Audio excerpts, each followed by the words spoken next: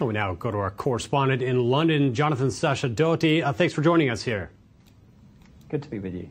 So the UK Independence Party, or UKIP, running in this election, if they win big, what does it mean for UK's future with the EU?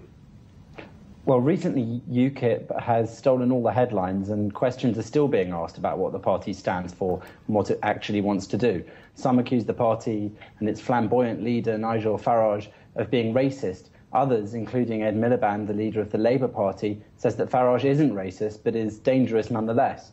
And barely a day goes by without another UKIP politician saying something deemed to be sexist, homophobic, racist, or simply stupid. One UKIP councillor famously blamed Britain's recent floods on the extension of marriage legislation to include same-sex couples.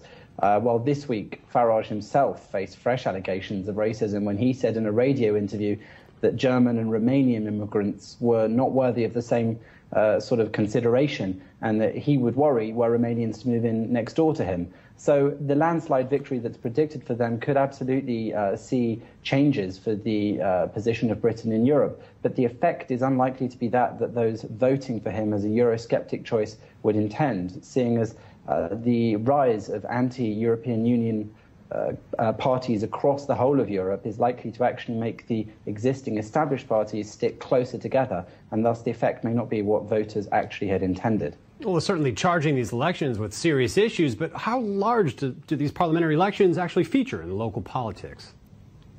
Well, it's true to say that most Britons don't have any idea what happens in the European Parliament. Most don't know what their member of European Parliament actually does, and very few can actually name their MEP. So it's a strange situation that we have the rise of this party, which is not out of the news here for, never mind a day, an hour. Every news broadcast is dominated by things that have been said by UKIP and its various party members, and yet many still don't understand what it means to vote for a member of the European Parliament. So the turnout may be higher this election as a result of all this publicity from UKIP.